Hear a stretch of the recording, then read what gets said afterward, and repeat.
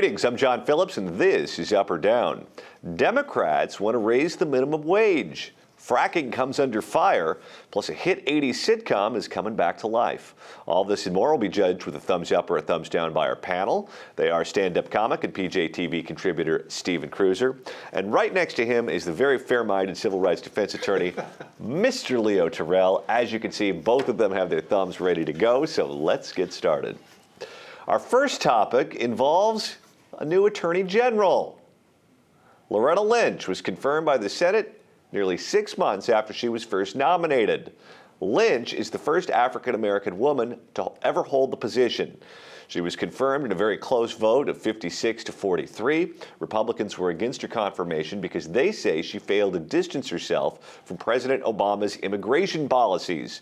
She now has her hands full with the situation in Baltimore, Maryland. So thumbs up or thumbs down on the confirmation of Loretta Lynch. Will she make a good attorney general? Stephen Cruiser. Call me cynical, jaded, realistic, whatever, but in this administration, I never think that getting rid of the one I didn't like means a better one is coming in. I expect the worst from everything. I didn't think anything could be worse than Hillary Clinton. John Kerry shows up with his big Easter Island head. So I am going to say, if based on history so far, it's not going to go. Leo Terrell? Oh, come on. Way up, and I'll tell you why. Yeah.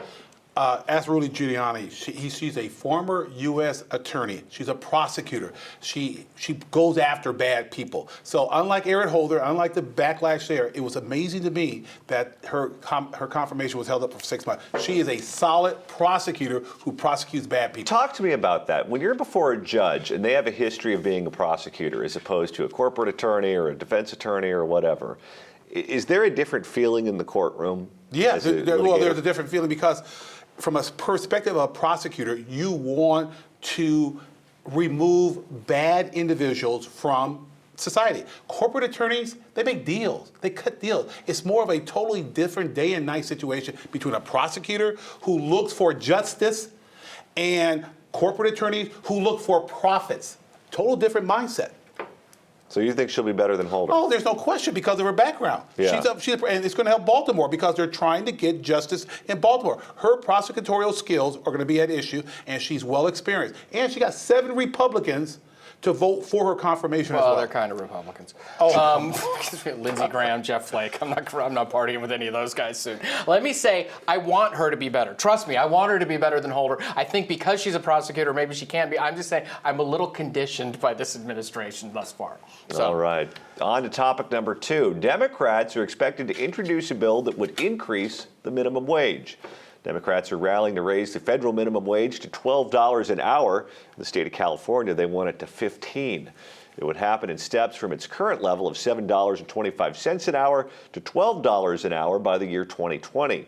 Democrats hope to make this a key issue in next year's elections. Republicans say the increase would result in job losses and the closure of businesses that can't make enough money to stay afloat. So thumbs up or thumbs down to raising the minimum wage to $12 an hour. Dumbest thing ever, but gosh, it sounds like a nice idea. When you've just spent 2 generations cranking out stupid kids who didn't have to get real grades in school, it's going to sell. It's going to play. But it's ignorant, and the Republicans shouldn't talk about what it's going to cost the companies, even though that's true. You can't make people understand that. You should talk about what they're trying to do is create this permanent little thing that keeps people from wanting to leave minimum wage jobs. That's what they're really trying to do here. Way up, and I'm going to give you some history and some facts. Okay. In the last election where the Republicans had this midterm landslide? Yeah. You know there were minimum wage ballot initiative in southern Republican states? Yeah. And notwithstanding the Democrat was kicked out, those diehard Republicans in southern states like Arkansas voted for an increase in minimum wage. You know that, and I know that, and Mr. Cruiser knows that. So my point is, the general public likes the minimum wage, even Republicans. Let me ask you this question. Oh, he's not going to answer that question. In the state of, no, you're right about the election results. Facts. You're right. Thank you. Okay. Why is it that California, with our high minimum wage, has more poverty than Mississippi? You know, I can't answer that question, but you're trying to draw a correlation between increasing the minimum wage and people losing jobs. I can't draw that correlation. I'm simply saying to you, John, that every time minimum wage is mentioned, there's a side say yes and there's a side say no. It's been going on for 50 years. But if the result isn't pulling people out of poverty, then why bother doing it? Well, you're assuming that those two things can be isolated. It goes up. more poverty Well, that's increases. how it's sold. Well, let me tell you right now. We are in a welfare state since the mid-'60s. Welfare has created a lack of incentive for people to get out and work. You cut down welfare, you may get a better incentive of people trying to get off the welfare rolls. I can draw the correlation. Okay. Okay. The cost of doing business has to be passed on somehow. It either gets passed on in the pricing or it gets passed on in the reduction at this end. And this affects small businesses. It doesn't affect the big evil corporate Koch brothers that everybody wants to go after. This affects small businesses. And I come from a family full of small business people, okay? Those are the ones who have a hard time with an increase in the minimum wage and things like this. So if they have to pare back, they're not going to scale back this, that, or the other. They're going to say, okay, I'm going to work more hours now and I'm not going to hire this person. That's how that happens. Typical rhetoric as a lawyer. See, I can decipher that. Small business. What does that mean? Somebody making $250,000 a year, $400,000 a year. See, that's Republican rhetoric when they say All right. small One business. more question before I move on. Yes. Would you rather make the $15 an hour minimum wage in San Francisco and have to be able to afford to live there, or would you rather make $8 an hour in Modesto? $15. I want that $15 so I can put it on my resume. You can't pay your rent in I San don't care. I like Francisco. $15. Makes more. Buy more Big Macs. $15. Way up. All right. The U.S. Geological Survey says more than 8 states have been hit by man-made earthquakes, a direct result of fracking. The quakes have occurred because oil and gas drilling. At least that's what we're told. Crews inject wastewater deep underground, which can activate dormant faults. It also helps free oil or gas from rock formations. Many faults awakened by drilling have been silent for millions of years. Or is that awaken or awoken? You're the English teacher, Leo. I defer to the cruiser. Which one is the cruiser? I only got a C+ in English. They're being awakened, they were awoken. Okay. Something like that. We'll go with Stephen Cruz's response.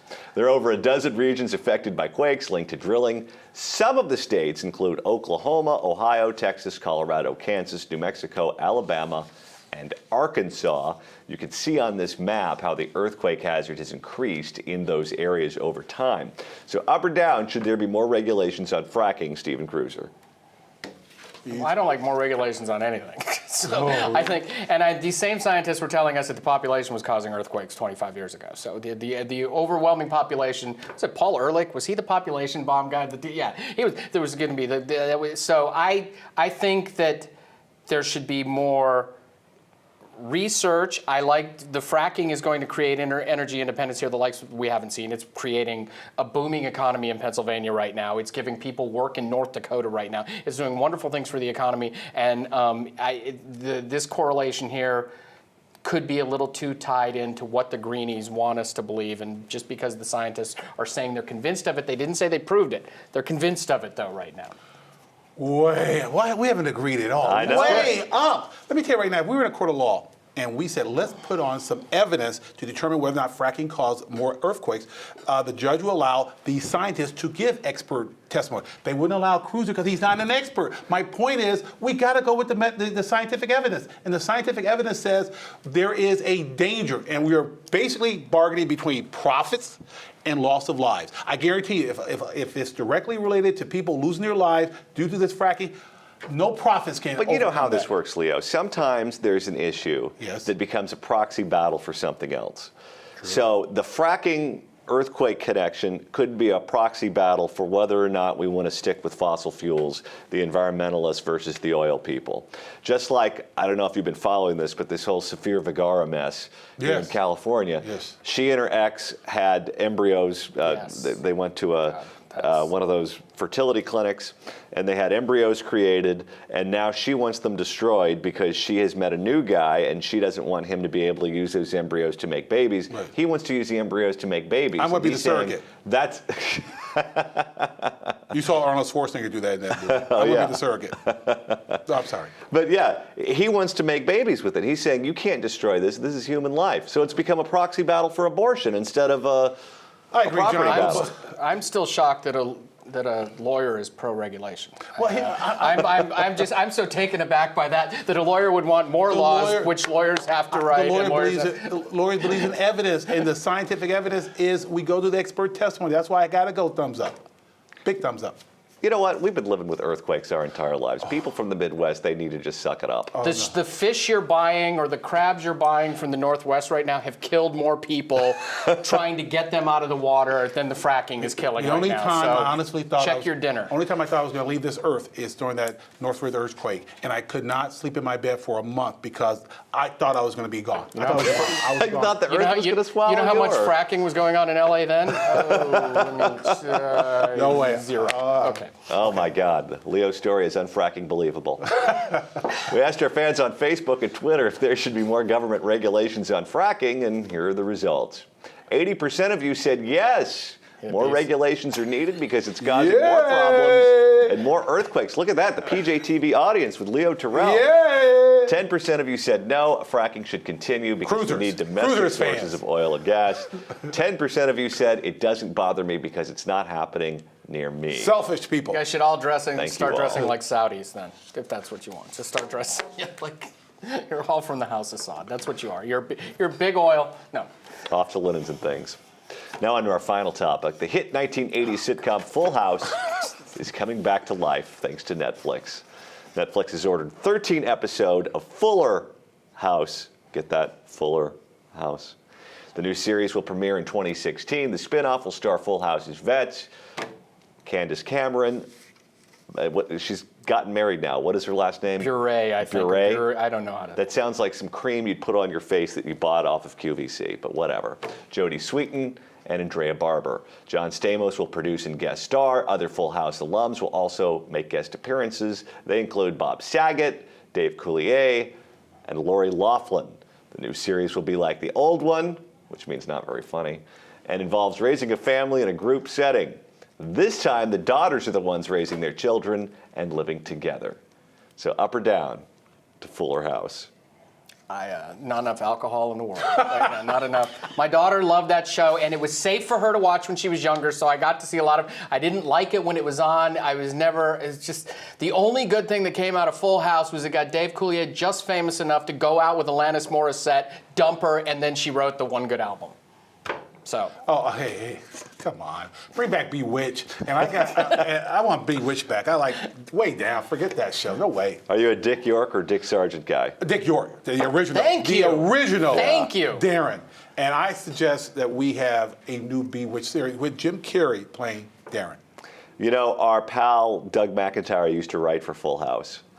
And it was, I think, in the top 5 shows on, Yeah. on Oh, it was television huge. It at was the huge. time. It was huge.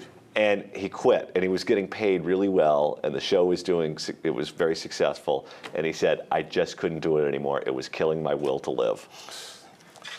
It killed his pocketbook, too, I'm sure. Major mistake. All right, that's going to do it for today. Leave us your comments in the comments section below. And don't forget to like us on Facebook at facebook.com/PJTV. I'm John Phillips for Stephen Cruiser and Leo Terrell. Thanks so much for watching, and have a great weekend.